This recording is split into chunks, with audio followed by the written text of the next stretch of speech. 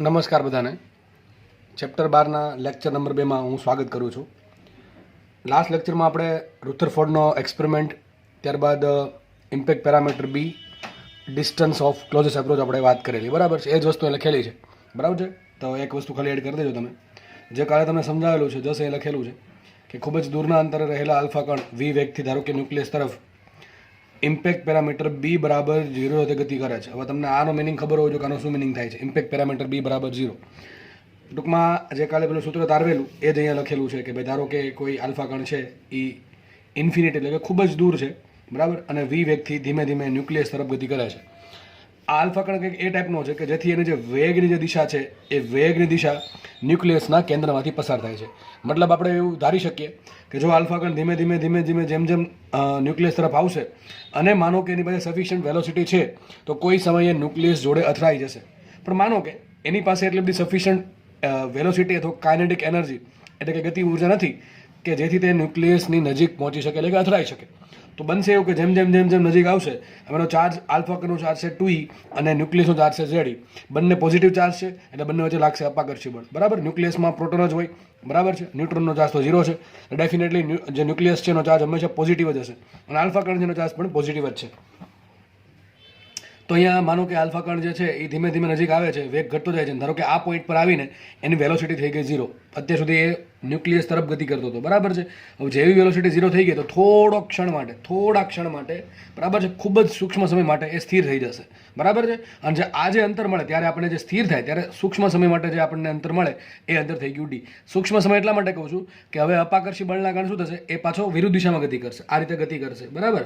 તો આપણને ખબર છે એના માટે થીટા બરાબર કેટલો હશે, જે પ્રકીર્ણન કોણ છે સ્કેટરિંગ એંગલ એ થીટા બરાબર 180 ડિગ્રી આવશે અને જે ઇમ્પેક્ટ પેરામીટર છે બી બરાબર 0 આવશે, બરાબર છે. અને કોઈ પણ આર અંતરે આ આલ્ફા કણ પર બળ લગાડે ન્યુક્લિયસ કેટલું હશે, એફ બરાબર K into Q1 Q2 by R square. તો એફ બરાબર કે ઇન્ટુ Q1 આવશે 2e છેદમાં ZE બાય આર સ્ક્વેર. આ પ્રમાણે આપણે કાલ ચર્ચા કરેલી છે, બરાબર છે. ઓકે, ચલો આપણે આગળ વધીએ. જે વસ્તુ આપણે હમણાં ભણ્યા છીએ, બરાબર, એનો દાખલો એકાદો ગણી નાખીએ એટલે તમને થોડોક આઈડિયા રહી કે કઈ ટાઈપના દાખલામાંથી પૂછાઈ શકે. ડિસ્ટન્સ ઓફ ક્લોઝેસ્ટ અપ્રોચમાંથી દાખલો પૂછવાના ચાન્સીસ ખરા, બરાબર. ચલો રકમ વાંચીએ આપણે. રુથરફોર્ડના પ્રયોગમાં 7.9 મેગા ઇલેક્ટ્રોન વોલ્ટ ઉર્જા ધરાવતો આલ્ફા કણ સોનાના ન્યુક્લિયસથી પાછા ફરતા પહેલાં ક્ષણભર સ્થિર થાય છે.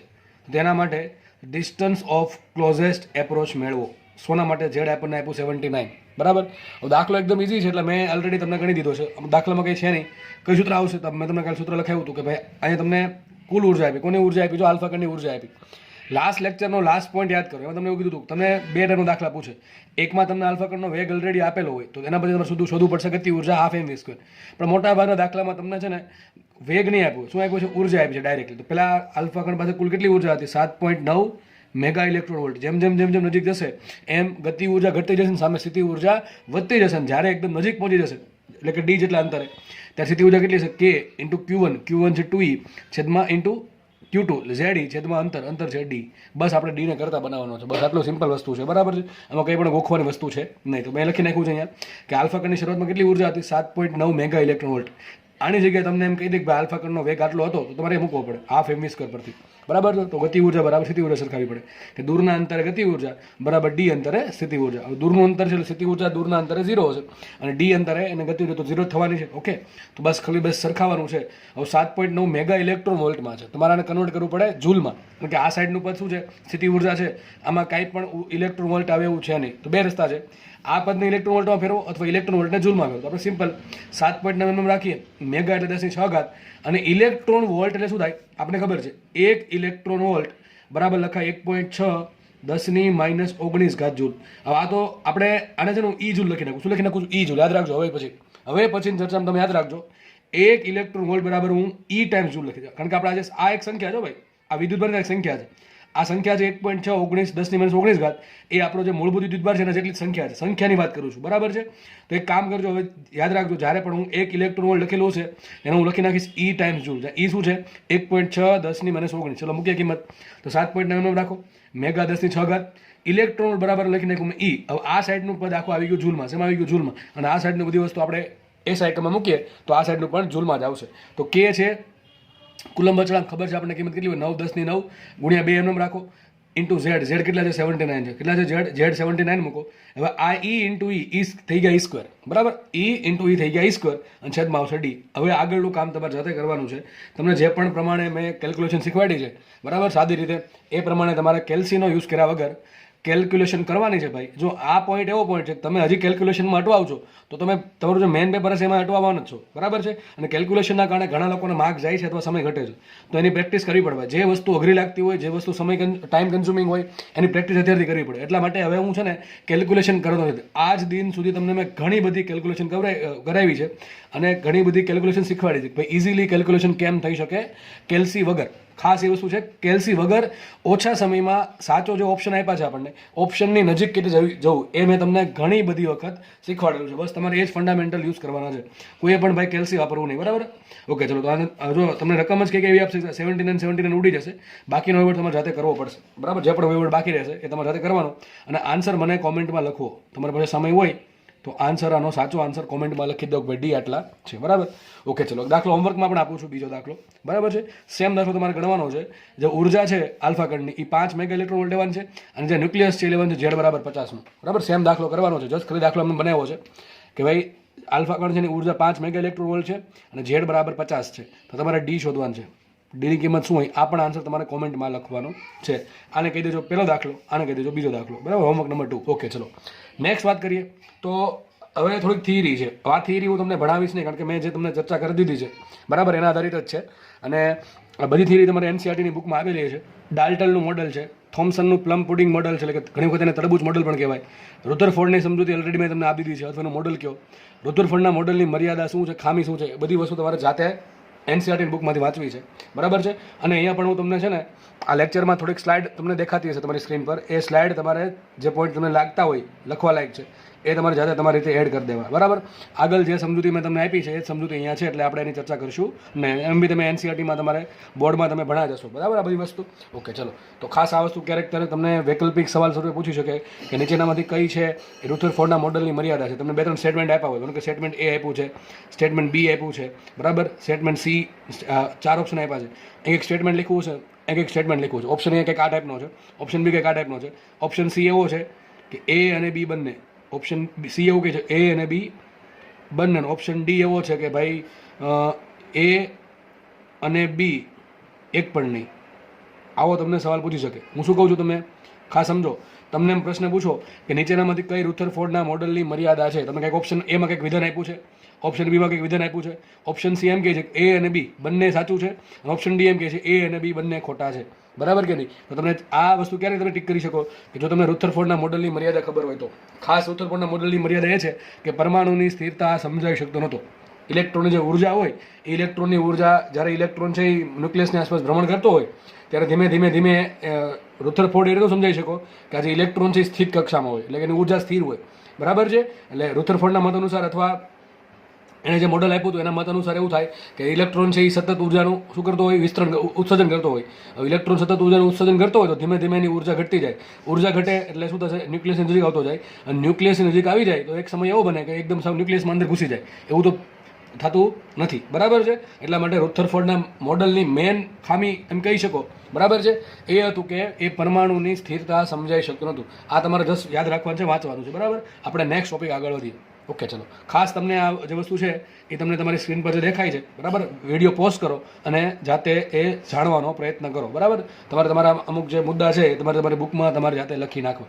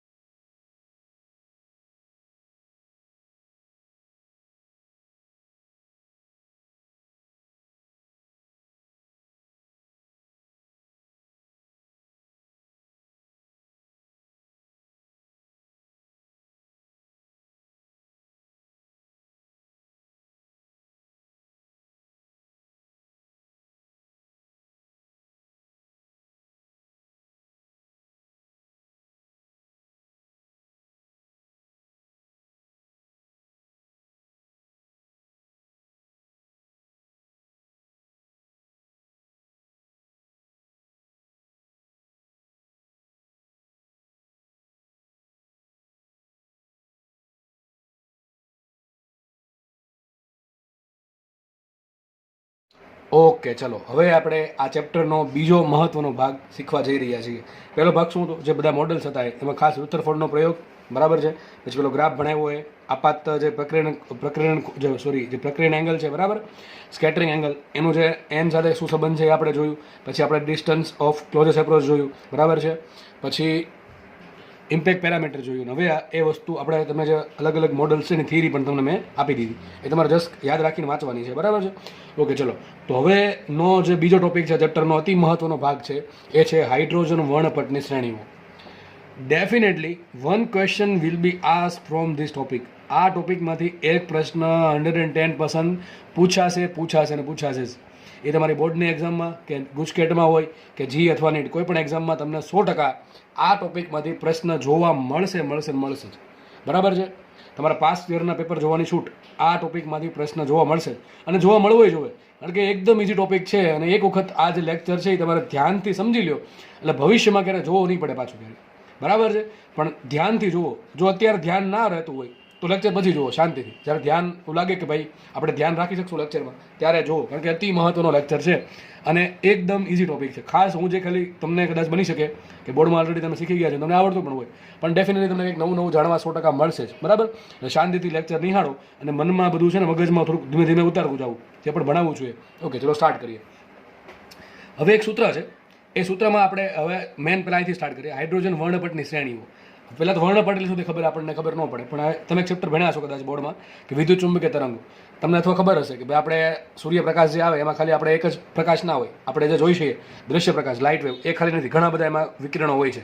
જેમ કે બધાએ એક્સરેનું નામ સાંભળ્યું હશે, બધાએ અલ્ટ્રાવાયોલેટ સાંભળ્યું હશે, ઇન્ફ્રારેડ સાંભળ્યું હોય, રેડિયો વેવ, માઇક્રોવેવ, બરાબર છે, ગેમા રેઝ, કોસ્મિક રેઝ, આ ઘણા બધા વર્ણપટ આ બધા છે ને વિકિરણો છે, બરાબર. વિદ્યુત ચુંબક ઇલેક્ટ્રોમેગ્નેટિક વેવ્સ, EMW છે. શું છે? ઇલેક્ટ્રોમેગ્નેટિક વેવ્સ, EMW છે, બરાબર છે. જેની આપણે ચર્ચા એક ચેપ્ટરમાં આપણે દ્રવ્યનો અને વિકિરણનો દ્વૈત સ્વભાવમાં કરેલી છે, બરાબર. એમાં જેમાં આપણે ફોટો ઇલેક્ટ્રિક અસરની ચર્ચા કરી હતી.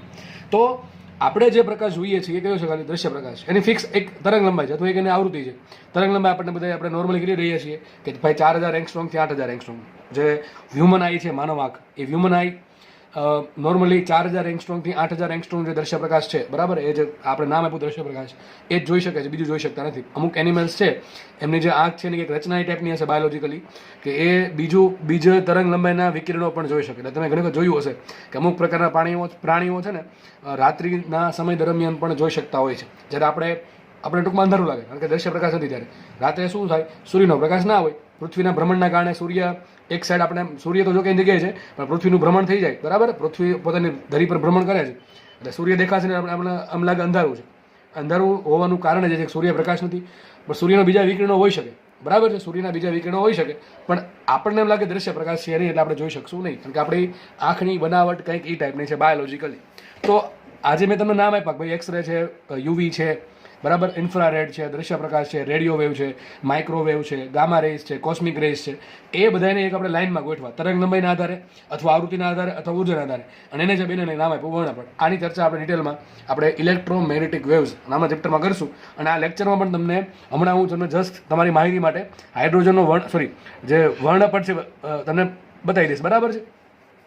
ઓકે, ચલો આપણે આગળ વધીએ. હવે એક સૂત્ર આવે છે કે પેલા આની વાત કરીએ, શ્રેણી. વોટ ઇઝ શ્રેણી? એટલે શ્રેણી એટલે કે શું છે કે આપણે, તમને ખબર છે કે ન્યુક્લિયસ અચળ એક જગ્યાએ ફિક્સ છે, બરાબર, જેમાં પ્રોટોન અને ન્યુટ્રોન છે, એની આજુબાજુ કક્ષાઓમાં ઇલેક્ટ્રોન ભ્રમણ કરે છે. તમે કેમેસ્ટ્રીમાં શરૂઆતથી ભણતા આવ્યા છો, બરાબર. આમ તો આપણે લોઅર સ્ટુડન્ટમાં પણ ભણીએ છીએ, ધોરણ 10માં અથવા એને પહેલાના ધોરણમાં, કે ભાઈ વચ્ચે પરમાણુમાં ન્યુક્લિયસ વચ્ચેના ભાગમાં છે અને ચારે બાજુ શું છે ઇલેક્ટ્રોન છે એ ચોક્કસ કક્ષામાં ભ્રમણ કરે છે. આપણે કક્ષા નહીં કહેશું, આપણે કહીશું ક્વોન્ટમ નંબર. શું કહેશું? Quantum number. એને આપણે નામ આપ્યું n. તો ક્વોન્ટમ નંબર છે n. ધ્યાનથી સમજો ભાઈ. ધારો કે n બરાબર 1 તો આપણે સિમ્પલ ભાષામાં શું કહે? પહેલી કક્ષા. n બરાબર 2 તો બીજી કક્ષા. n બરાબર 3 ત્રીજી કક્ષા. n બરાબર 4 ચોથી કક્ષા. અથવા આપણે એને ઘણી વખત k, l, m, n પણ નામથી તમે કેમેસ્ટ્રીમાં ઓળખતા હશો, બરાબર. તો એ જ વસ્તુ છે. તો n છે આપણો મુખ્ય ક્વોન્ટમ. મુખ્ય ક્વોન્ટમ એટલે સિમ્પલ ભાષામાં ખબર ન પડે તો સમજવાનું ભાઈ ઇલેક્ટ્રોનની કક્ષા, પહેલી કક્ષા, બીજી કક્ષા, ત્રીજી કક્ષા. અથવા તમને ઘણી વખત એક્ઝામમાં છે ને અથવા અમુક તમારી ચોપડીમાં અથવા પેપરમાં એવું જોવા મળશે કે મુખ્ય ક્વોન્ટમ એટલો છે, બરાબર. તો મુખ્ય ક્વોન્ટમ એટલે કે સિમ્પલ ભાષામાં n ની વાત કરે છે, કક્ષાની વાત કરે છે. ઓકે, તો હવે આ જે સૂત્ર છે હું તમને ભવિષ્યમાં સાબિત કરી દઈશ. સૂત્ર ક્યાંથી આવ્યું? કદાચ તમારા મનમાં સહજ પ્રશ્ન થાય સૂત્ર ક્યાંથી આવ્યું સર, તો આના પછીના લેક્ચરમાં તમને હું સૂત્રની સાબિતી આપી દઈશ લગભગ, બરાબર. આના પછીના અથવા એના પછીના લેક્ચરમાં કે ભાઈ સૂત્ર ક્યાંથી આવે છે. ઓકે, તો અત્યારે આપણે જસ્ટ સૂત્ર સ્વીકારવાનું છે, ક્યાંથી આવ્યું એ આપણે ભવિષ્યમાં ભણશું. અત્યારે સૂત્રનો ઉપયોગ સમજી લઈએ, બરાબર છે. કારણ કે સૂત્રમાં એટલું બધું બહુ ડિટેલમાં કંઈ છે નહીં, નકર તમને અત્યારે સાબિત કરી દે, બરાબર છે. પણ ભવિષ્યમાં તમને એ થિયરી જ્યારે ચાલશે એ થિયરીની જોડે તમને સાબિતી મળી જશે. ઓકે, ચલો સ્ટાર્ટ કરીએ. સૂત્ર કંઈક આવું છે, 1/λ ઇઝ ઇક્વલ ટુ RZ² કૌંસમાં 1/Ni² માઇનસ 1/Nf². માનો તમને કંઈ ખબર જ નથી, બરાબર. હું એમ સમજીને તમને સમજાવું છું, તમને ભાઈ કંઈ ખબર છે નહીં કે દરેક વસ્તુ શું છે.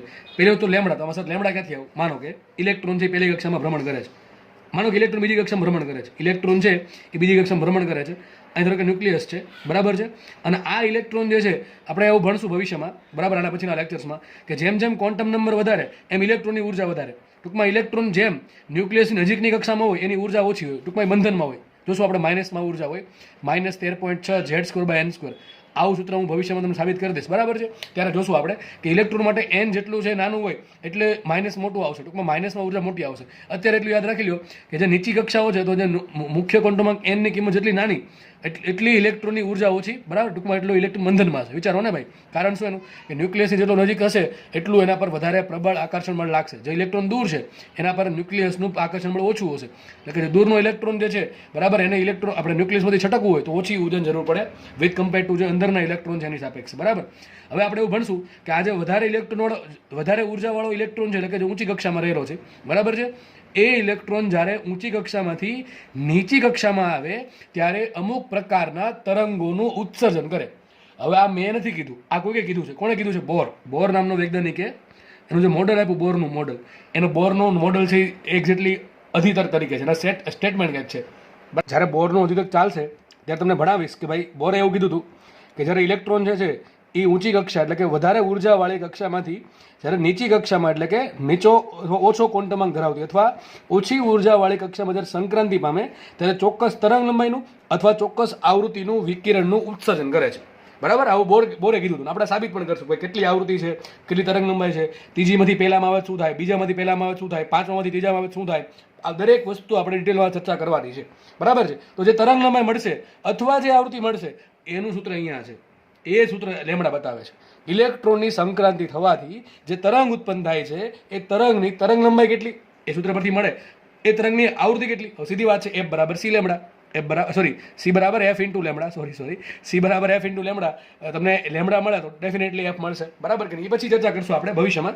અત્યારે સૂત્ર તમારી સામે છે. સૂત્ર ખબર પડી કે લેમડા શું છે? લેમડા છે તરંગ લંબાઈ છે. કોની તરંગ લંબાઈ છે તો આપણે જોશું હમણાં. સૂત્રમાં કંઈક આપણે એક પદ આવશે R.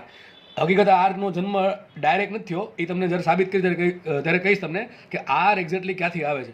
આ એક બહુ મોટું પદ હતું. એ આખું મોટું પદ દર વખતે લખવા કરતાં આપણે સિમ્પલ એને નામ આપી દીધું આર. આર છે રીડબર્ગ અચળાંક. શું છે? રીડબર્ગ કોન્સ્ટન્ટ, બરાબર છે.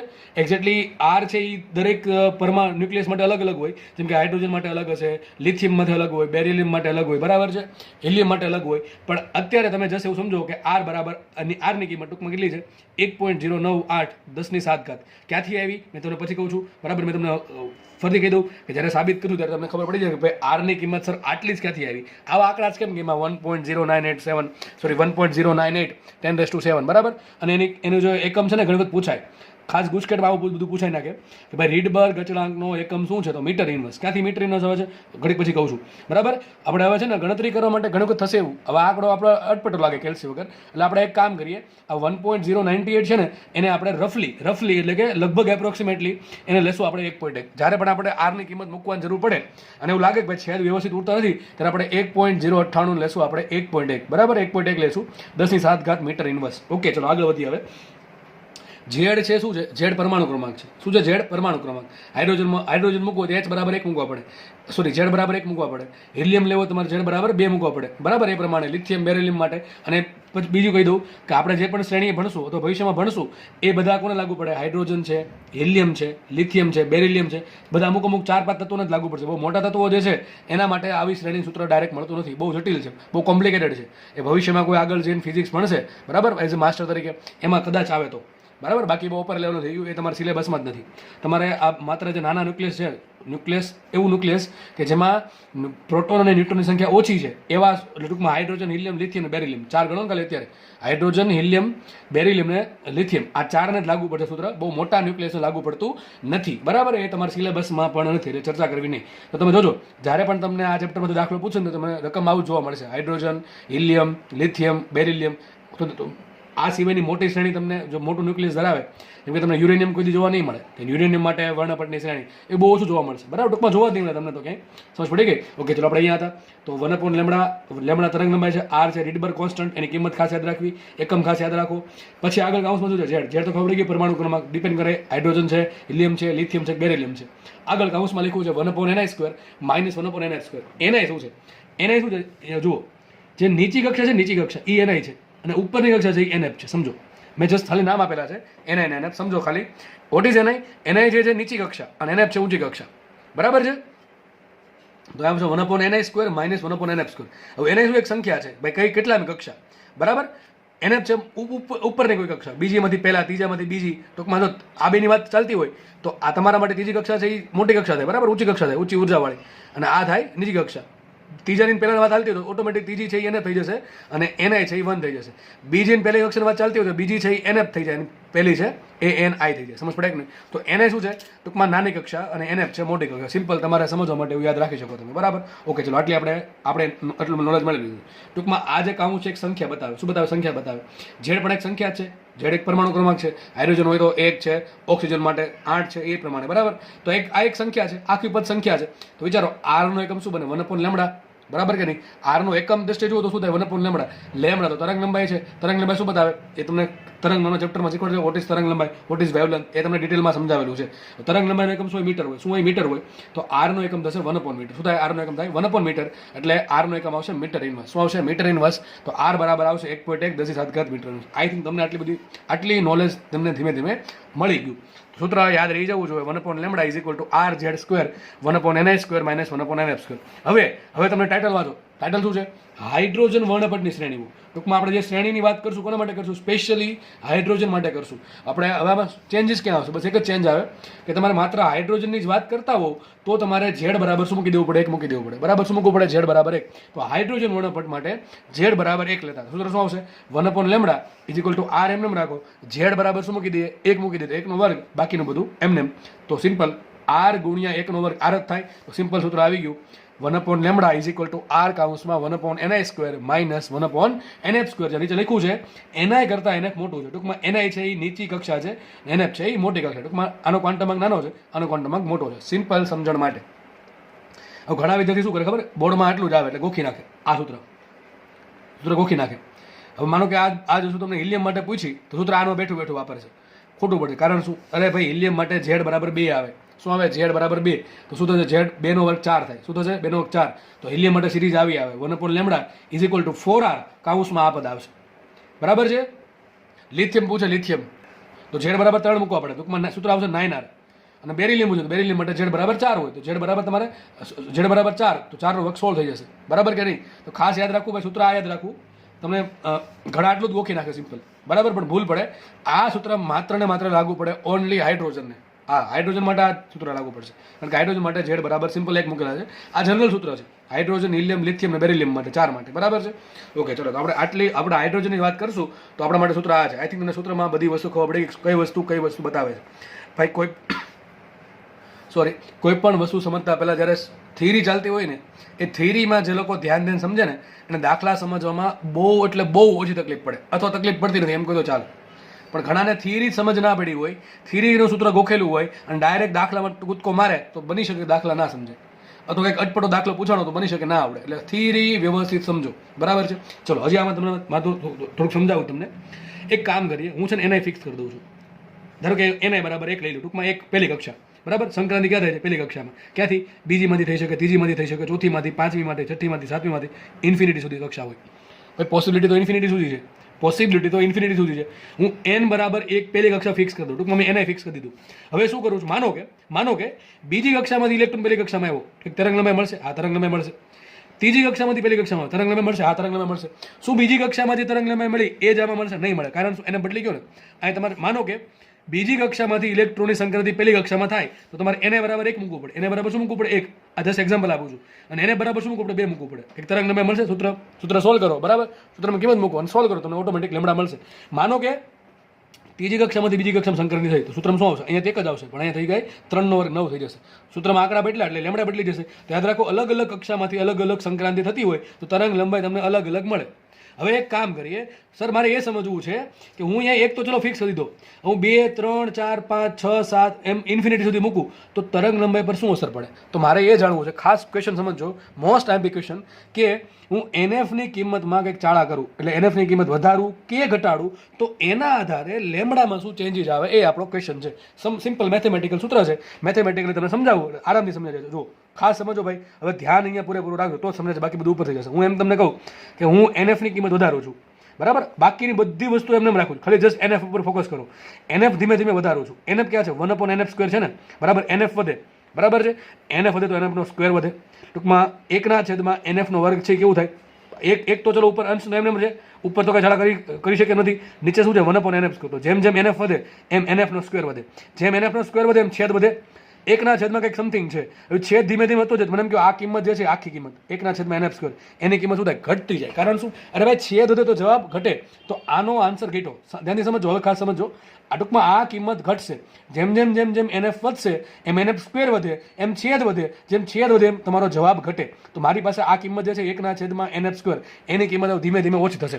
હવે આ જે આખું પદ જે છે એ આગળ કંઈક પદમાંથી બાદ થાય છે. આગળના પદમાંથી આ પદ બાદ થાય છે. મેં તમને હમણાં કીધું કે આગળનું પદ છે કેવું અચળ છે, બરાબર. એને બરાબર તમે કોઈ પણ ધારી શકો, 1, 2, 3 કોઈ પણ ધારી શકો. સિમ્પલ ધારો કે એક ધારી લઈએ તો 1/1 1 થઈ ગયો. તો આગળ એકડો છે, બરાબર. એકમાંથી કંઈક બાદ થાય છે. ટૂંકમાં આગળનું પદ કેવું છે? આ પદ અચળ છે. કેવું પદ છે? અચળ છે. આ આગળનું પદ અચળ છે. અચળમાંથી કંઈક બાદ થાય છે.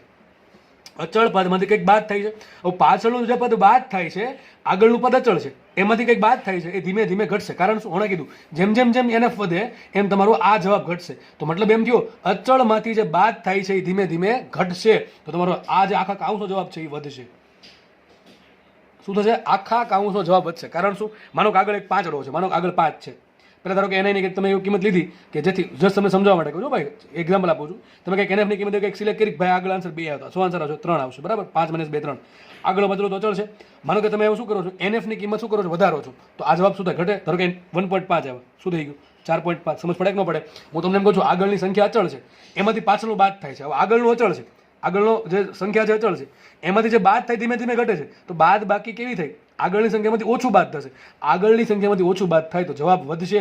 તો આટલા કાઉન્સનો જવાબ વધશે કે નહીં વધે? તો આ જે કાઉન્સ એનો જવાબ વધશે. શું આપણે કર્યું? આપણે એને વધાર્યું છે. આપણે એને વધાર્યું છે તો આ કાઉન્સનો જવાબ પણ વધશે.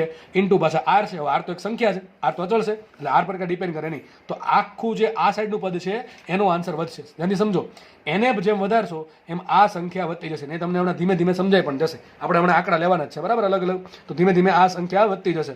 પણ આ તો 1/λ છે ને, તો જુઓ 1/λ છે એની કિંમત વધશે તો લેમડાની કિંમત ઘટે. કારણ કે ઊંધું ચાલે કે ન ચાલે ભાઈ, બરાબર કે નહીં? તો ખબર આપણને એવી પડી કે ભાઈ એનએફ વધે એમાં કાઉન્સનો જવાબ વધે તો આખું જે રાઈટ હેન્ડ સાઈડનું પદ છે આખું વધશે. આખું રાઈટ સાઈડનું પદ વધે તો લેમડા ઘટે, બરાબર. કારણ કે વ્યસ્ત ચાલે છે એટલા માટે, બરાબર કે નહીં? ઓકે. તો આપણે જેમ એક લીટીમાં લખવું હોય તો લખવું છે જેમ એનએફ વધે એમ લેમડા ઘટે. શું લખવું છે? શું લખવું છે? જેમ એનએફ વધે એમ લેમડા ઘટે. લખવું છે લેમડા પ્રપોર્શનલ ટુ 1/nf. યાદ રાખજો, આપણે જેમ જેમ અહીંયા આંકડા વધારતા જશું એમ તમારી લેમડા ઘટતી જશે. યાદ રાખજો, જેમ જેમ આપણે એને વધારતા જશું, આગળ તો અચળ છે પણ જેમ જેમ જેમ એનએફ વધશે એમ તમારી લેમડા ઘટતું જશે. લેમડા ઘટતું જશે. આગળ તમને હજુ સારી રીતે સમજાઈ જશે. કદાચ અત્યારે સમજાણું ના હોય તો ભવિષ્યમાં થોડાક સમય પછી, થોડાક મિનિટ પછી તમને ઓટોમેટિકલી સમજાઈ જશે. ઓકે, ચલો આપણે આ છે ને હાઇડ્રોજન અણુપટની જે શ્રેણીઓ છે, જે અલગ અલગ વૈજ્ઞાનિકો આપેલી છે, એના પર કૂદકો મારીએ અને મોસ્ટ આઈમ્પી વસ્તુ સ્ટાર્ટ કરીએ. ઓકે, ચલો પહેલી શ્રેણી છે આપણી લાયમન શ્રેણી, બરાબર. લાયમન શ્રેણી. ઓકે, ચલો લાયમન શ્રેણી સર શું છે? પહેલાં આપણે સૂત્ર કયું હતું? મેન સૂત્ર યાદ રાખજો ભાઈ હંમેશા હાઇડ્રોજન માટે સ્પેશિયલી 1/λ = r કાઉન્સમાં 1/ni² - 1/nf². એમાં આપણને એક ખબર છે કે એના કરતાં એને હંમેશા મોટું છે, બરાબર. આ વસ્તુ યાદ રાખવી. હવે લાયમન શ્રેણી કઈ રીતે બનશે? સિમ્પલ, તમે એનઆઈ બરાબર સિમ્પલ 1 મૂકી દો. શું મૂકી દો? એનઆઈ બરાબર 1 મૂકી દો. તો જો લખ્યું છે લાયમન એટલે પહેલી શ્રેણી, એના માટે એનઆઈ બરાબર મૂકી દેવાનું 1. સૂત્ર શું થઈ જશે? 1/λ = r કાઉન્સમાં 1/, એના બરાબર શું મૂકશો? 1. તો 1 નો વર્ગ 1 જ થશે. તો લખ્યું છે 1/1 - 1/nf². એમને બરાબર. હવે તમે એક મૂકી દીધું એના તરીકે શું હોઈ શકે? પહેલી કક્ષા ફિક્સ કરી નાખી. માનો કે ન્યુક્લિયસ છે, ધ્યાનથી સમજો ભાઈ. આ કહેવા શું માંગે છે? આ ન્યુક્લિયસ અહીંયા છે, એની આજુબાજુ ઇલેક્ટ્રોન કોઈ પણ કક્ષામાં હોઈ શકે. બરાબર. તો આ n બરાબર પહેલી કક્ષા ફિક્સ કરી નાખો તો વધે કઈ તમારી પાસે? બીજી, ત્રીજી, ચોથી. કોઈ દી એમ હોય 1/2મી કક્ષા, 8મી કક્ષા, એવું નહીં હોય. હંમેશા તમારે ફૂલ આંકડા જ હશે. બરાબર છે. તો બીજી કક્ષા, ત્રીજી કક્ષા, ચોથી કક્ષા, 5મી, nf તરીકે કોઈ પણ વસ્તુ હોઈ શકે. nf તરીકે 2 થી લઈને ઇન્ફિનિટી સુધી કોઈ પણ હોઈ શકે. બીજી વસ્તુ nf is belongs to capital N. Natural ગણ જે છે એમાં આવશે. બરાબર કે નહીં? ટૂંકમાં ભાઈ 100 વાતની એક વાત, આ તમને પૂરેપૂરા આંકડા મળશે. બીજી, ત્રીજી, ચોથી, 5મી, 6ઠી, 7મી, બ્લા બ્લા બ્લા ઇન્ફિનિટી સુધી. ઓકે, ખબર પડી ગઈ? તો આ તમારું સૂત્ર બની ગયું લાયમન શ્રેણી. એટલું જો કેટલું ઈઝી છે. તમારે યાદ એટલું જ રાખવાનું છે ભાઈ. ખાલી 2 વસ્તુ યાદ રાખવાની. એક તો સૂત્ર યાદ રહી જ ગયું છે. બીજું એમ યાદ રાખવાનું કે લાયમન છે પહેલી શ્રેણી છે. લાયમન છે પહેલી શ્રેણી. તો લાયમન માટે ni બરાબર 1 હોય તો મૂકી દો એનો ni બરાબર 1. તો 1/λ ઇઝ ઇક્વલ ટુ r કાઉન્સમાં 1/1² માઇનસ 1/nf². એને બરાબર આટલા 1 2 3 4 5 સોરી ni બરાબર એ જો 1 આવી ગયું તો હવે 1 નહીં આવે, એની પછીની સંખ્યા આવે તો 2 3 4 5 થી ઇન્ફિનિટી સુધી. બરાબર. બધી સંખ્યા કેવી આવશે? પૂર્ણાંક સંખ્યાઓ આવશે. હવે પહેલી શ્રેણી જો. હવે તમે એક કામ કર્યું, તમે છે ને ni બરાબર 1 ફિક્સ કરી નાખ્યું. હવે તમને સમજાવું જુઓ. માનો કે આ ન્યુક્લિયસ છે, આ ન્યુક્લિયસ છે. પહેલી, બીજી, ત્રીજી, ચોથી, 5મી છે. ચલો સમજવા માટે આટલું લઈએ. એને બરાબર આ ફિક્સ થઈ ગયું. એને બરાબર 1 ફિક્સ થઈ ગયું. એમાં આપણે ચલા કરશું નહીં. એને બરાબર n બરાબર 2, એને બરાબર 2, એને બરાબર 3 હોઈ શકે, એને બરાબર 4 હોઈ શકે. ધારો કે એને બરાબર 5 હોઈ શકે. આપણે 5 સુધી સમજે. હવે માનો કે જો હવે શું કરશું? આપણે સંક્રાંતિ કરાવશું. ધારો કે ઇલેક્ટ્રોન છે એ બીજી કક્ષામાંથી પહેલી કક્ષામાં આવે, ત્રીજી કક્ષામાંથી પહેલી કક્ષામાં આવે, ચોથીમાંથી પહેલીમાં આવે, 5મીમાંથી પહેલીમાં આવે, તો બધી આપણને લાયમન શ્રેણી મળશે. કઈ શ્રેણી મળશે? લાયમન મળશે. ખબર કેમ પડે લાયમન મળશે? પહેલી કક્ષામાં સંક્રાંતિ થાય તો ઓલવેઝ લાયમન શ્રેણી જ હોય. ફરીથી કહું છું, પહેલી કક્ષામાં ઇલેક્ટ્રોન ઉપરની કોઈ પણ કક્ષામાંથી આવે તો શ્રેણી કઈ હશે? લાયમન શ્રેણી જ હશે. એક કામ કરીએ, આપણે તમને કીધું હતું અલગ અલગ સંક્રાંતિ થાય તો અલગ અલગ તરંગ લંબાઈના તરંગો મળે. તો સમજીએ આપણે કે ભાઈ હું nf બરાબર 2 મૂકું. જો એને બરાબર 1 તો ફિક્સ થઈ ગયું. વધુ શું nf વધ્યું? એને બરાબર શું હોઈ શકે? તો 2 હોઈ શકે, 3 હોઈ શકે, 4 હોઈ શકે, ડોટ ઇન્ફિનિટી સુધી હોઈ શકે. તો એક કામ કરું, એને બરાબર 2 મૂકું તો સૂત્ર શું બનશે? 1/, અહીંયા આપણે લાયમન શ્રેણી સૂત્ર આ છે, 1/λ ઇઝ ઇક્વલ ટુ rn રાખો. 1/1² એક જ થશે. 1/1 થઈ ગયું. 1 માઇનસ એને બરાબર શું મૂકીએ? 2 મૂકીએ તો શું થશે? 2 નો વર્ગ થશે ને ભાઈ. એને બરાબર 2 મૂકવાનું છે. વર્ગ ઉપર એમને 2 નો વર્ગ એમને આવશે બરાબર 1 માઇનસ 1/4. 1 માંથી ચોથો ભાગ કેટલો વધે? 3r/4. શું આન્સર આવશે? 1/λ ઇઝ ઇક્વલ ટુ 3r/4. તો લેમડા બરાબર શું આવશે? ઊંધું એનું 4/3r. શું છે લેમડા બરાબર? 4/3r. અને r ની કિંમત શું હોય? r ની કિંમત તમે મૂકી શકો 1.098 ઇન્ટુ 10⁻⁷ મીટર ઇન્વર્સ. હવે આ કિંમત તમારે મૂકવાની 4/3 1.33 કહેવાય. શું કહેવાય? 4/3 ને 1.33 ભાગ્યા r. તમે 1.33 ભાગ્યા શું કરજો? 1.098 કરજો એટલે તમને કંઈક તરંગ લંબાઈ મળશે. કેટલી તરંગ લંબાઈ મળશે તમને ભવિષ્યમાં હમણાં કહું છું. બરાબર છે. હવે તમે એને બરાબર 2 લ્યો. બરાબર. આગળ તો એક જ છે. તો સંક્રાંતિ કઈ થઈ હોય? બીજીથી પહેલી. કઈ સંક્રાંતિ થઈ હોય? બીજીથી પહેલી. બરાબર છે. બીજીથી પહેલી સંક્રાંતિ થવાથી હવે ખાસ સમજો, બાકી ઉપરથી જશે. બીજીમાંથી પહેલી એટલે કે બીજી કક્ષામાંથી ઇલેક્ટ્રોન પહેલી કક્ષામાં આવે તો જે સંક્રાંતિ થઈ ત્યારે જે તરંગ લંબાઈ મળે એને કહેવાય h આલ્ફા. શું કહેવાય? h alpha. શું કહેવાય? h આલ્ફા અથવા લાયમનની પ્રથમ શ્રેણી. લાયમનની પ્રથમ શ્રેણી. શું કહેવાય? લાયમનની પ્રથમ શ્રેણી. જો અહીં એને બરાબર 1 છે, તમે એને બરાબર 2 મૂકો તો પહેલી શ્રેણી મળે. એને બરાબર 3 મૂકો તો બીજી શ્રેણી મળે. એને બરાબર 4 મૂકો તો ત્રીજી શ્રેણી મળે. એને બરાબર 4 મૂકો તો ચોથી શ્રેણી મળે. સમજ પડે કે ન પડે? આ ફિક્સ કરી નાખ્યું. એક એક પકડી દેવાનું. બીજું લીધું, પહેલું કહ્યું બીજું તો પહેલી શ્રેણી. ત્રીજું લ્યો, 3 મૂકો તો બીજી શ્રેણી મળે. 4 મૂકો તો ત્રીજી શ્રેણી. 5 મૂકો તો ચોથી શ્રેણી. 6 મૂકો તો 5મી શ્રેણી. ગણી લેવાની. આ પહેલી શ્રેણી, બીજી, ત્રીજી, ચોથી, 5મી. કેટલું ઈઝી છે. ધ્યાનથી સમજો ભાઈ તો જ ઈઝી લાગશે, બાકી બધું ઉપરથી જશે. એક કામ કરીએ ફટાફટ, આપણે એને બરાબર 3 મૂકી દો. શું મૂકી દો? એને બરાબર 3. ટૂંકમાં અહીંયા એકડો ફિક્સ જ છે. મતલબ શું થયો? મતલબ એમ થયો કે તમારો ઇલેક્ટ્રોન ત્રીજી કક્ષામાંથી પહેલી કક્ષામાં આવે. ત્રીજી કક્ષામાંથી ઇલેક્ટ્રોન ક્યાં આવે છે? પહેલી કક્ષામાં. તો શું બને? પહેલી કક્ષામાં એટલે એક વાત તો બાકી લાયમન શ્રેણી જ છે. ત્રીજી કક્ષામાંથી પહેલી કક્ષામાં આવ્યો એટલે કઈ શ્રેણી હશે? લાયમન શ્રેણી જ છે. પણ ક્યાંથી આવ્યો? ત્રીજીમાંથી પહેલીમાં. પહેલા ક્યાં હતો? બીજીમાંથી પહેલીમાં. હવે ક્યાં? ત્રીજીમાંથી પહેલીમાં. આને કહેવાય લાયમનની બીજી શ્રેણી. શું કહેવાય? લાયમન દ્વિતીય અથવા લાયમનની બીજી શ્રેણી, જેને નામ આપ્યું હોય h બીટા. યાદ રાખો જેને નામ આપેલા છે. h આલ્ફા એટલે પહેલી શ્રેણી, h બીટા એટલે બીજી શ્રેણી. બરાબર છે. આ પ્રમાણે આગળ વધતું જવાનું. h ઇન્ફિનિટી એટલે છેલ્લી શ્રેણી. એ પછી લાયમનની હોય, બામરની હોય, પાસવર્ડની હોય, બ્રેકેટની, ફંડની, કોઈ પણ નહીં હોય. h આલ્ફા એટલે પહેલી, h બીટા એટલે બીજી અને h ઇન્ફિનિટી એટલે છેલ્લી. બરાબર. એટલે યાદ રાખો ચાલશે. ઓકે, ચલો આગળ વધીએ આપણે. તો એને બરાબર 3 લો. કેટલા લો? એને બરાબર 3. તો સંક્રાંતિ કઈ થાય? ત્રીજીમાંથી પહેલીમાં. એને 3 મૂકો કઈ 3 મળશે? લાયમનની દ્વિતીય શ્રેણી મળે, અથવા એને કહેવાય એચ બીટા. તમને રકમમાં આવું લખેલો હશે કે લાયમનની દ્વિતીય શ્રેણી, અથવા તમને એમ કીધું હોય એચ બીટા લાયમન. તો બેનો મિનિંગ કેવો થાય? સરખો. બેનો મિનિંગ એમ જ થાય કે ત્રીજી કક્ષામાંથી પહેલી કક્ષામાં ઇલેક્ટ્રોન આવે છે. તો 1 lambda is equal to r કાઉન્સમાં 1 માઇનસ 1 nf. એને બરાબર શું મૂકવાનું? 3 નો વર્ગ. તો r minus 1/9, that is 9 × 9 minus 1 8r/9. તો 1 લેમડા બરાબર મળશે 8r/9. તો લેમડા બરાબર શું મળશે? 9/8r. શું મળશે? 9/8r. તો જો તમે 9/8 કેલ્શિયમ મારશો તો શું આવશે? 1.12 આવશે. જો કાંઈ યાદ રાખવા થતું નથી, બરાબર. આ તમારે યાદ નથી રાખવાનું, તમને મેં જસ્ટ સમજાવવા માટે લખ્યું છે. શું આવશે? 1.12 છેદમાં. આગળ શું હતું? પહેલાં હતું બીજીમાંથી પહેલીમાં, હવે થયું ત્રીજીમાંથી પહેલીમાં. આગળ આંકડો શું હતો? 1.33 છેદમાં r હતું. અહીંયા છે 1.12 છેદમાં. ચલો છેદમાં r તો ફિક્સ થઈ ગયા. ઉપર પહેલાં 1.33 હતું, હવે 1.12 છે. તો તરંગલંબાઈ મોટી કોણ થાય? ઉપરથી નીચેની. અરે આ તરંગલંબાઈ મોટી થાય, આ તરંગલંબાઈ નાની થાય. 1.33 ભાંગ્યા r કરો અને 1.12 ભાંગ્યા r કરો, કંઈક અલગ અલગ આન્સર આવશે, બરાબર. મોટો આન્સર કોનો હશે? આનો આન્સર હશે. મેં હમણાં તમને સમજાવી રહ્યો છું કે જેમ તમે એને વધારશો એમ લેમડા ઘટશે. જો સાબિત થઈ ગયું, તમને સાબિત થઈ ગયું આંકડા પરથી, બરાબર. ત્યારે સમજાણું ન હોય તે સમજી લો. જેમ તમે આ પાછળનો આંકડો NF છે એ 2 મૂકો, 3 મૂકો, 4 મૂકો, 5 મૂકો, ઇન્ફિનિટી સુધી મૂકો. જેમ તમે મૂકતા જશો, વધારતા જશો, એમ તમારી તરંગ લંબાઈ ઘટતી જશે. તમારી તરંગ લંબાઈ ઘટશે. પહેલાં કેટલી આવી? 1.33 ભાંગ્યા. હવે કેટલી આવી? 1.12 ભાંગ્યા. અને શું કહેવાય? H beta. શું કહેવાય? એને એચ બીટા કહેવાય, બરાબર છે. આગળ વધીએ આપણે. આગળ જો તમે એને બરાબર 4 મૂકો એટલે કે શું થશે? ચોથી શ્રેણીમાંથી પહેલી શ્રેણીમાં સંક્રાંતિ થાય, બરાબર છે. તો આ બનશે એચ લેમડા. જસ્ટ ખાલી નામ આપેલ છે, યાદ રાખવું જરૂર નથી. આ લાયમન શ્રેણી જ બનશે, પણ કંઈક બનશે લાયમન તૃતીય, બરાબર છે. તમે રકમમાં એમ કહે કે લાયમન શ્રેણીની તૃતીય રેખા. તો તમારે શું સમજવાનું કે ભાઈ ચોથી શ્રેણીમાંથી ચોથી જે કક્ષા છે એમાંથી પહેલી કક્ષામાં જ્યારે સંક્રાંતિ થશે ત્યારે મને લાયમનની ત્રીજી શ્રેણી મળશે, ત્રીજી રેખા મળશે, બરાબર. તો સિમ્પલ વસ્તુ છે. એ તો એકનો એક એમને છે અને એને બરાબર તમારે જસ્ટ મૂકવું પડે 4. તો શું આવશે? r કાઉન્સમાં 1 - 1/4², દેટ ઇઝ 16. 16 × 16 15r/16. એટલે એનું ઊંધું કરો શું મળશે? લેમડા બરાબર 16/15r. એકની એક વસ્તુ ચાલે છે. હવે 16 ભાગ્યા 15 કરશો તો રફલી લગભગ કંઈક આની આસપાસ કંઈક આન્સર આવશે 1.064 છેદમાં r. અને આ બનશે એચ લેમડા રેખા, બરાબર છે. તો આ બની ગઈ લાયમન શ્રેણીની ત્રીજી રેખા. તો જો સિમ્પલ વસ્તુ છે, બરાબર છે. તમારે જસ્ટ લાયમન આવે એક જ વસ્તુ ખાલી યાદ રાખવાની છે આમાં. એક તો આ સૂત્ર જે યાદ રહી ગયું હશે, બીજું લાયમન એટલે પહેલું, એટલે 1 મૂકી દેવાનું. પછી શું કરવાનું? 2 3 4 5. 2 મૂકો તો 1 ને 2 લાયમનની પહેલી રેખા. 3 મૂકો તો 1 ને 3 લાયમનની બીજી રેખા. 4 મૂકો તો 1 ને 4 લાયમન ત્રીજી રેખા. 5 મૂકો તો લાયમન ચોથી રેખા. આ પ્રમાણે આગળ વધતું જવાનું છે, બરાબર. આગળ વધીએ આપણે. હવે આ પ્રમાણે તમે કિંમત મૂકતા જાઓ 2 3 4 5 6 7 ... ઇન્ફિનિટી સુધી. તો એક કામ કરીએ આપણે, ઇન્ફિનિટી મૂકીને જોઈએ. શું મૂકીને જોઈએ? ઇન્ફિનિટી. ચલો તો શું આવશે જુઓ. એને બરાબર ઇન્ફિનિટી લઈ લો તો 1 lambda is equal to r કાઉન્સમાં 1 માઇનસ 1 ઇન્ફિનિટીનો સ્ક્વેર.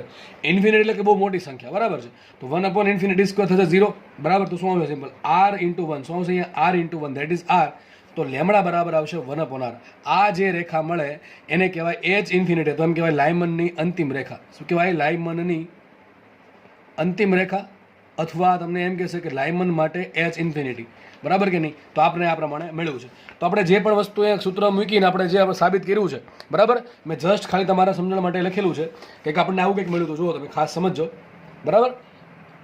જુઓ, જ્યારે બીજી શ્રેણીમાંથી જો પહેલી વસ્તુ એક બાકી કે લાયમન શ્રેણી છે એટલે પહેલી કક્ષામાં જ સંક્રાંતિ થશે, બરાબર છે. પહેલી કક્ષામાં જ સંક્રાંતિ થશે. તો બીજી કક્ષામાંથી પહેલી કક્ષામાં, ત્રીજીમાંથી પહેલીમાં, ચોથીમાંથી પહેલીમાં, પાંચમીમાંથી પહેલીમાં, આ પ્રમાણે ઇન્ફિનિટીમાંથી પહેલીમાં. યાદ રાખો, કોઈ પણ શ્રેણીની જે પ્રથમ રેખા હોય એને કહેવાય એચ આલ્ફા, બીજીને કહેવાય એચ બીટા. આગળ કાંઈ લખવા જરૂર છે નહીં, બરાબર. છેલ્લી જે હોય એને કહેવાય એચ ઇન્ફિનિટી. 3 યાદ રાખવી જરૂરી છે. પહેલી હોય એને કહેવાય એચ આલ્ફા, બીજી હોય એને કહેવાય એચ બીટા, અને છેલ્લી જે હોય અંતિમ હોય એને કહેવાય એચ ઇન્ફિનિટી. તમને આમ પ્રશ્ન પૂછે કે લાયમનની પ્રથમ શ્રેણી તો પણ એચ આલ્ફા કહેવાય, લાયમનની બીજી શ્રેણી તો એચ બીટા કહેવાય, અને લાયમનની અંતિમ શ્રેણી તો એને એચ ઇન્ફિનિટી કહેવાય, બરાબર છે. આપણે જોયું જ્યારે બીજી કક્ષામાંથી પહેલી કક્ષામાં સંક્રાંતિ થાય, બરાબર છે, ત્યારે લેમડા બરાબર આવશે 1.33 ભાગ્યા r. હવે તમે r બરાબર શું મૂકશો? r બરાબર મૂકી દો 1.098 10⁷. તમારો આન્સર કંઈક આટલો કંઈક આવશે આની આસપાસ 1220 એંગસ્ટ્રોમ. કેટલો આવશે? 1220 એંગસ્ટ્રોમ. પછી એક કામ કરીએ, હવે આપણે અહીંયા એચ બીટા મૂકીએ, એટલે કે ત્રીજી કક્ષામાંથી પહેલી કક્ષામાં થાય ત્યારે લેમડા આપણે જોયું હતું 1.12/r આવે. તો એનો આન્સર લગભગ 1020 એંગસ્ટ્રોમ આવશે. તો તમને ખબર છે કે જેમ NF વધશે એમ લેમડા ઘટશે, બરાબર. ફરી કહી દઉં છું, જેમ NF વધશે, ટૂંકમાં જે સંખ્યા છે વધતી જશે એમ લેમડા ઘટતું જશે. તો પ્રશ્ન પૂછાય કે લાયમન શ્રેણીની મહત્તમ તરંગલંબાઈ કેટલી? આટલી. લાયમન શ્રેણીની મહત્તમ તરંગલંબાઈ આટલી મળશે. ભાઈ વિચારો ને ભાઈ, સીધી વસ્તુ છે. સૂત્ર લખી દઉં પાછું. 1/λ ઇઝ ઇક્વલ ટુ r કાઉન્સમાં 1/ni² માઇનસ 1/nf². બરાબર કે નહીં? હવે લાયમન શ્રેણી છે એક વસ્તુ પાકે કે અહીંયા શું છે, r એમને આવશે, ni બરાબર એક જ આવવાનો છે, માઇનસ 1/nf². મેં તમને કીધું જેમ તમે એનએફની કિંમત વધારશો લેમડા ઘટતું જશે. તો મારે લેમડાની મહત્તમ કિંમત મેળવવા માટે શું કરવું પડે? એનએફ મારે ઓછામાં ઓછું જોઈએ. એનએફ ઓછામાં ઓછું કેટલું હોય છે કે 2. સિમ્પલ વસ્તુ છે કે જ્યારે તમે બીજી શ્રેણીમાંથી જ્યારે પહેલી શ્રેણીમાં બીજી કક્ષામાંથી જ્યારે પહેલી કક્ષામાં સંગ્રહિત થશે ત્યારે જે તરંગલંબાઈ મળે એને કહેવાય એચ આલ્ફાની કિંમત કેટલી હશે? 1220 એંગસ્ટ્રોમ. ત્રીજીમાંથી પહેલીમાં તો 1020 એંગસ્ટ્રોમ. આ લખતા ભૂલી ગયો છું, તમે જાતે લખી શકો છો. 1.064 ભાંગ્યા r કરો એક એંગસ્ટ્રોમમાં આન્સર મળશે. બરાબર. આની નાની બેની વચ્ચે અને ઇન્ફિનિટીથી 1 થાય એટલે કે છેલ્લી રેખા મૂકો ત્યારે લેમડા બરાબર આવશે 1/r, લગભગ મળશે 910 એંગસ્ટ્રોમ. તો તમને પ્રશ્ન પૂછાય કે લાયમન શ્રેણીની મહત્તમ તરંગલંબાઈ કેટલી? તો આવશે 1.3 ભાંગ્યા અથવા 4/3r મહત્તમ તરંગલંબાઈ. અને લાયમન શ્રેણીની ન્યૂનતમ તરંગલંબાઈ કેટલી? 1/r. કેટલી આવશે? 910 એંગસ્ટ્રોમ. આ આંકડા યાદ રાખવાની જરૂર નથી, પણ આ યાદ રાખવાની જરૂર છે. બરાબર, ખાસ યાદ રાખજો. બરાબર છે. તો આ મળશે લાયમન શ્રેણીની મહત્તમ તરંગલંબાઈ અને આ મળશે લાયમન શ્રેણીની ન્યૂનતમ તરંગલંબાઈ. તમે એમ કહી શકો કે આ મળી ગઈ તમને તરંગલંબાઈ મહત્તમ છે, તો આવૃત્તિ કેવી છે? ન્યૂનતમ. તો આને કહેવાય ન્યૂનતમ આવૃત્તિ. આ વખતે ન્યૂનતમ આવૃત્તિ મળશે. અહીંયા આવશે મહત્તમ આવૃત્તિ. સિમ્પલ વસ્તુ છે ભાઈ. બે યાદ રાખવી, કોઈ એક યાદ રાખવું. બરાબર. તરંગલંબાઈ યાદ રાખો તો આવૃત્તિ યાદ નહીં રાખવાની. અને નોર્મલી તરંગલંબાઈ યાદ રાખજો. બરાબર છે ભાઈ. બીજી કક્ષામાંથી પહેલી કક્ષામાં સંગ્રહિત થાય ત્યારે તરંગલંબાઈ મહત્તમ હોય. છેલ્લી કક્ષા એટલે કે ઇન્ફિનિટીમાંથી પહેલી કક્ષામાં સંગ્રહિત થશે ત્યારે તરંગલંબાઈ ન્યૂનતમ હશે, આવૃત્તિ મહત્તમ હશે. હવે આ બધી વસ્તુ જે છે બરાબર છે એને મારે અહીંયા દર્શાવવી છે. તે કામ કરીએ. જુઓ, હું એક કામ કરું છું. એક મેં ખાલી વર્ણપટ બનાવ્યો છે સિમ્પલ, અને મેં એવું કંઈક બનાવ્યું કે જેથી હું જેમ જમણી બાજુ જાઉં, ડાબી બાજુથી જમણી બાજુ જાઉં એમ તરંગલંબાઈ વધવી જોઈએ. તો એચ આલ્ફા અહીંયા આવે કે અહીંયા આવે? સિમ્પલ અહીંયા જ આવશે, કારણ કે આપણે જેમ જેમ આ બાજુ જશું એમ તરંગલંબાઈ વધે. ટૂંકમાં આમ જેમ જઈએ એમ લેમડા વધે છે. એ પ્રમાણે કંઈક બનાવીએ આપણે. તો સૌથી ઓછી તરંગલંબાઈ કોની આવશે? એચ ઇન્ફિનિટી રેખાની. આ કોઈ પણ શ્રેણીમાં લાગુ પડશે, યાદ રાખજો. એચ ઇન્ફિનિટી જે આવશે ને છેલ્લી શ્રેણી, એની તરંગલંબાઈ સૌથી ઓછી. કેટલી તરંગલંબાઈ છે? 910 એંગસ્ટ્રોમ. પછી એની આગળ એ પ્રમાણે મૂકતા જાઓ તમે, તમને અલગ અલગ તરંગલંબાઈ મળશે. વધુ તરંગલંબાઈ કેટલી આવે? એચ આલ્ફા કેટલી આવશે? 1220 એંગસ્ટ્રોમ. તો આ પ્રમાણે આપણે વર્ણપટ બનાવીએ. બરાબર છે. તો એચ ઇન્ફિનિટી અહીંયા આવશે, એચ આલ્ફા અહીંયા આવશે. વધુ તરંગલંબાઈ કેટલી? 1220. અને ઓછામાં ઓછી તરંગલંબાઈ કેટલી? 910. તો કોઈ પ્રશ્ન પૂછાય કે લાયમન શ્રેણીની તરંગલંબાઈનો જે રેન્જ છે એ કઈ છે? તો 1220 એંગસ્ટ્રોમથી લઈને 910 અથવા આમ લખી શકો તમે 910 એંગસ્ટ્રોમથી લઈને 1220 એંગસ્ટ્રોમ. આનાથી વધારે તરંગલંબાઈ નહીં મળે અને આનાથી ઓછી તરંગલંબાઈ નહીં મળે. આપણે બધું જોઈ લીધું. બીજીમાંથી પહેલીમાં જશે તો મહત્તમ તરંગલંબાઈ મળશે. ઇન્ફિનિટીમાંથી પહેલીમાં જાય તો ઓછામાં ઓછી તરંગલંબાઈ મળશે. આનાથી ઓછી નહીં, આનાથી વધારે નહીં. ટૂંકમાં આની બેની વચ્ચે તરંગલંબાઈ મળે. અને આ શ્રેણીને કહેવાય લાયમન શ્રેણી. સિમ્પલ. લાયમન શ્રેણી. સિમ્પલ. બરાબર છે. તમે જેમ જેમ દૂર જશો એમ તમને તરંગલંબાઈ વધતી દેખાશે. એનાથી ઉલટું આની આવૃત્તિ સૌથી વધારે છે અને આની આવૃત્તિ સૌથી ઓછી હશે. હવે તમારા પાસે બે રસ્તા છે. તમને રકમમાં દાખલો છે ને આવૃત્તિને પૂછી શકે, અંતરંગલંબાઈને પૂછી શકે. હવે તમારા પર ડિપેન્ડ કરે તમે તરંગલંબાઈવાળું યાદ રાખો કે આવૃત્તિવાળું યાદ રાખો. હું તમને સલાહ એમ આપીશ કે તમે તરંગલંબાઈવાળું યાદ રાખો. ભાઈ એચ ઇન્ફિનિટી છે એની તરંગલંબાઈ ઓછી છે અને એચ આલ્ફા છે એની તરંગલંબાઈ સૌથી વધારે છે. હવે આની તરંગલંબાઈ વધારે હોય તો આવૃત્તિ ઓછી હોય, આની તરંગલંબાઈ ઓછી તો આવૃત્તિ વધારે હશે. ટૂંકમાં આમ જાઓ છો એમ લેમડા વધે છે અને એફ ઘટે. સિમ્પલ વસ્તુ છે. બરાબર. પ્રશ્ન કઈ ટાઈપના પૂછે છે એ તમને ઘડી પછી સમજાઈ જશે. બરાબર છે. આપણે એ પણ સોલ્વ કરશું, પણ પેલા શ્રેણી સમજી લેવી જરૂરી છે. અને લાયમન શ્રેણી તમને ડિટેલમાં એટલા માટે ભણાવી કે એક શ્રેણી ભણો કે 5 ભણો બધી સરખી જ છે. કાંઈ ફરક છે, થોડોક માઇનર ડિફરન્સ છે. બરાબર. એ તમને હમણાં લેક્ચર પતે ત્યાં સુધી ખબર પડી જશે. જુઓ, હવે મેં તમને હમણાં કીધું હતું કે ભાઈ તમને છે ને આપણે એક વર્ણપટ આવે. બરાબર. ઇલેક્ટ્રોમેગ્નેટિક વેવ્સ જે છે, વિદ્યુત ચુંબકીય તરંગો, એને આપણે ગોઠવેલા છે તરંગ લંબાઈ આધારે અથવા આવૃત્તિ આધારે અથવા ઉર્જા આધારે. બરાબર છે. તેમાં આપણને જોવા એવું મળે છે કે જે લાયમન શ્રેણી છે ને એની તરંગ લંબાઈ મેં તમે કેટલી કીધી? 910 એંગસ્ટ્રોમથી 1220 એંગસ્ટ્રોમ. આટલી છે. બરાબર છે. હવે આ તરંગ લંબાઈ છે ને એ પડે યુવી વિભાગમાં. કયા વિભાગમાં પડે? યુવી વિભાગ, અલ્ટ્રા વાયોલેટ, પાર જાંબલી વિભાગ. બરાબર છે. આ બધી તરંગલંબાઈ ક્યાં આવશે? યુવી વિભાગમાં આવશે. એક કામ કરીએ, તમને સ્ક્રીન પર છે ને એક વર્ણપટ દેખાતો હશે. બરાબર.